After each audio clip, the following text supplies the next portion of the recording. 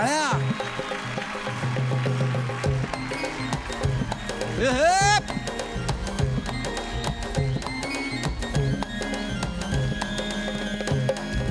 डिबाडिडी पांगडीची body पांग इडी बाडिडीची body पांग डिबाडिडी पांगडीची body पांग इडी बाडिडी पांग.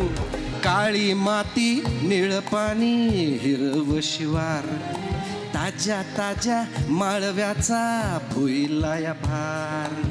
ज्वानीच्या या मळ्यामध्ये पिरतीच पाणी बघायला कवतिक आलं नाही कुणी. मळ्याला या मळेवाली भेटलीच नाय. अगं राणी माझ्या मळ्यामंदी खुसशील काय. डिबाडिडी पांगडीची बाडिडी पांग इडी बाडिडीची बाडिडी पांग डिबाडिडी पांगडीची बाडिडी पांग इडी बाडिडीची बाडिडी पांग डिबाडिडी पांगडीची बाडिडी पांग इडी बाडिडीची बाडिडी पांग डिबाडिडी पांग इडी बाडिडीची बाडिडी पांग. Thank you thank you.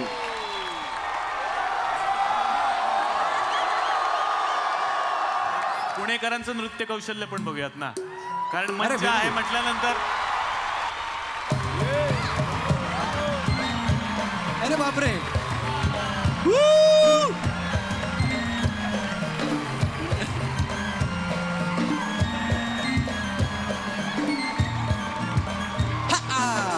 काकडीचा बांधा तुझा मिरचीचा तोरा मुळ्यावानी कडू तरी रंग गोरा गोरा. तुझा मिरचीचा तोरा तुझा रंग गोरा गोरा तुझा मिरचीचा तोरा तुझा रंग गोरा गोरा. ए पोरी काकडीचा बांधा तुझा मिरचीचा तोरा मुळ्यावानी कडू तरी रंग गोरा गोरा. लिंबावानी कांती तुझी बिटावानी वट टांबाट्याचे गाल तुझे भेंडीवानी बोट. काळजात मंडई तू मांडशील काय. अगं राणी माझ्या मळ्यामंदी घुसशील काय. डिबाडिडी पांगडीची बाडिडी पांग इडी बाडिडीची बाडिडी पांग डिबाडिडी पांगडीची बाडिडी पांग इडी बाडिडीची बाडिडी पांग डिबाडिडी पांगडीची बाडिडी डिबाडिडीची बाडिडी पांग डिबाडिडी पांगडीची बाडिडी पांग इडी बाडिडीची बाडिडी पांग.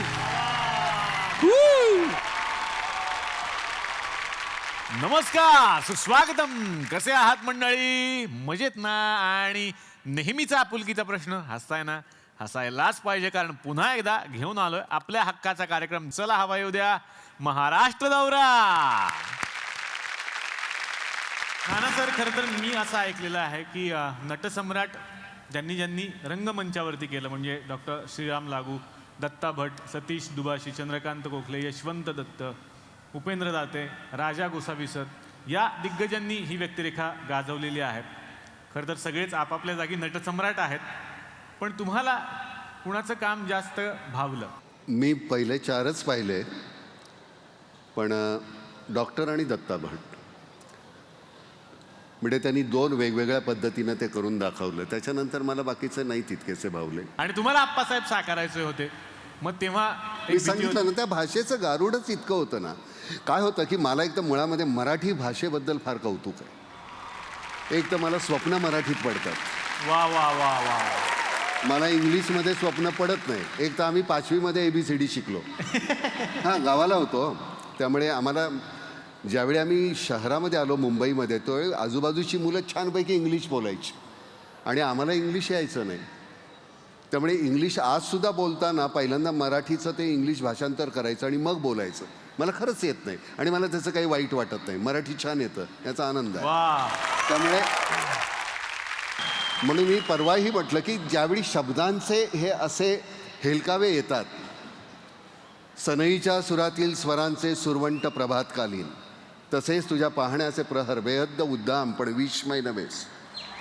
आता हे बोलत असताना आरती प्रभूंची प्रतिभा तुमच्यासमोर ही अशी येते आणि मग तुम्हाला वाटतं अरे वा. आणि आज तुम्हाला जी भावलेली कविता असते ती उद्या त्याचे वेगळे अर्थ गवसतात तुम्हाला.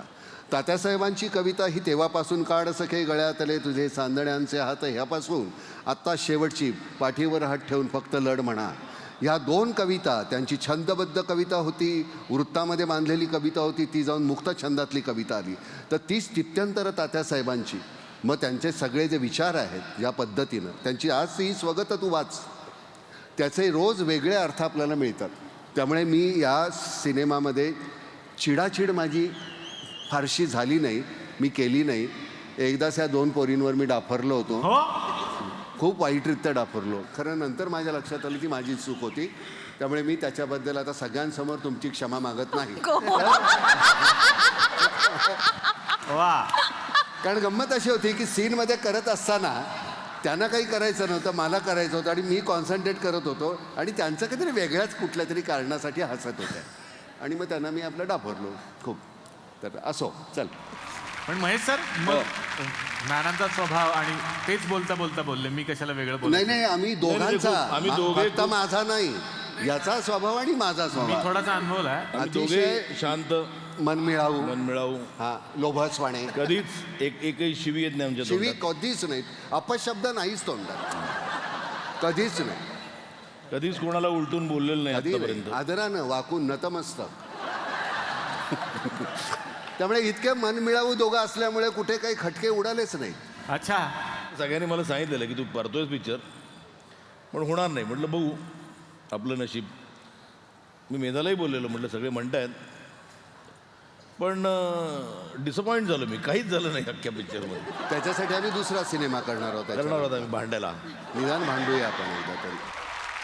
खरं तर सिनेमा बनवणारी माणसं आल्यानंतर आमच्या घरातला एक सिनेमा बनवणारा जो माणूस आहे त्याला फार उत्साह येतो आणि तोही सिनेमा बनवतो. त्याने एक सिनेमा बनवलाय सर आज तुमच्यासाठी खास इकडे दाखवायला. महेश मांजरेकर सरांची स्पेशालिटी आहे वेगवेगळे विषय हाताळण्यात. पण सरांचा एक खूप गाजलेला सिनेमा म्हणजे वास्तव. तुमचा होता वास्तव, त्यांनी बनवलाय अवास्तव. बघूयात मग आता ह्या अवास्तवमध्ये काय घडणार आहे. ये बस हो गया भाई लोग, चलो इसका पैसा नहीं मिलता, चलो जाओ इधर से. तो पुणेकर कैसा है रे तुम लोग? अच्छा है ना, बहुत बढ़िया. तो अपन है रघु, समझा ना, रघु संजू बाबा. हाँ, अरे अपना ये 1.5 फुटिया किधर गया? 1.5 फुटिया.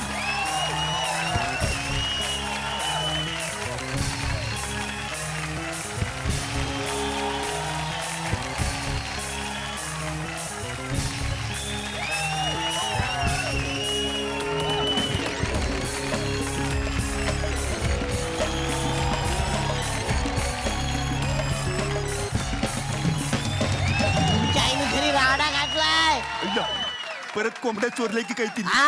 अरे चल चल देखते हैं किसका कोंबडी चोर है उसने. चल चल चल. तर एका बाजूला हा असा उडाण टप्पू भाऊ आहे ज्याचं नाव आहे राघू, आणि दुसरा भाऊ आहे जो खूप हुशार आहे, शाळेत जातो, शिक्षण घेतो, त्याचं नाव आहे विजय.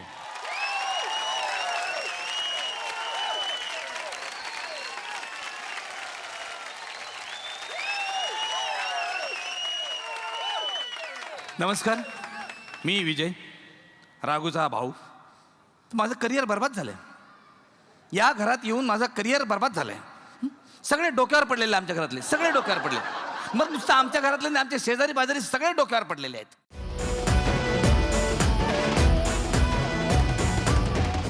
मी मराठी, झी मराठी.